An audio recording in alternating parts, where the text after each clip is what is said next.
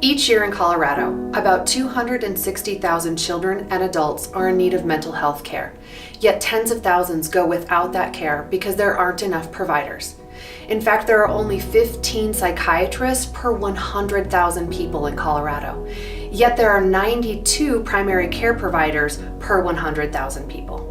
So the barriers that my patients face when they're trying to access mental health treatment have mostly to do with the significant shortage of mental health providers, in particular pediatric psychiatrists. It's very difficult to get in because they're very busy people because there aren't enough of them. I'll try even to refer up north to Colorado Springs or Denver, and a lot of our patients have a lot of difficulty with transportation and can't even make such appointments. Primary care settings are the most common settings where patients will present with a behavioral health concern. Yet primary care providers often don't receive the education or training that they need to provide that behavioral health care, and it leaves them feeling ill-prepared. It's not a very long amount of time that we spend in psychiatrics, very short rotation. At the basic level, I would have an idea of how to approach that. But unfortunately, as things become more complicated, I have struggled. There's no way that we can possibly be experts in all areas. Colorado Psychiatric Access and Consultation, or C-PAC for short, is an innovative program that offers support for primary care practices to meet those behavioral health needs of their patients. C-PAC does this in 3 ways. First, they can provide psychiatric consultation directly to the prescriber by phone with a psychiatrist.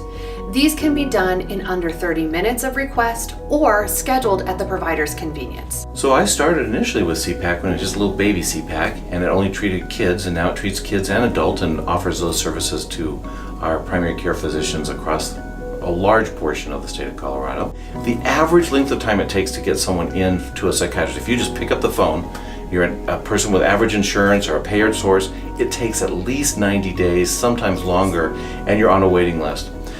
That's too long for a lot of the situations that occur in behavioral health. So C-PAC lets them, when they have a patient in their office, for instance, it lets them just simply pick up the phone, call someone, and within about 30 minutes, we are talking with them on the phone and reviewing the case with them and getting kind of the key details. We've enjoyed calling C-PAC and benefited from them being available right away.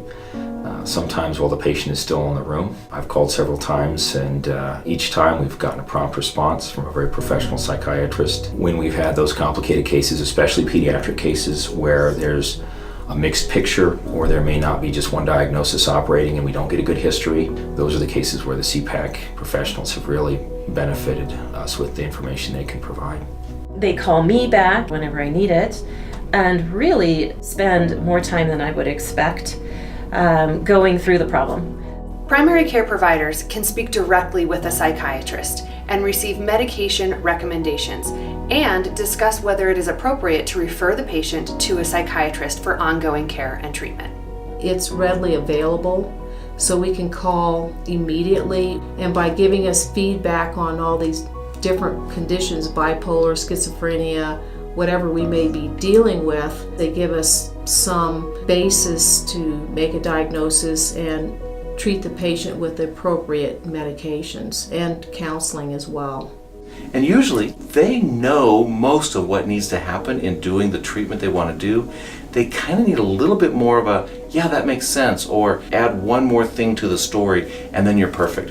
And it's just that little bit extra that they, I think, find super valuable.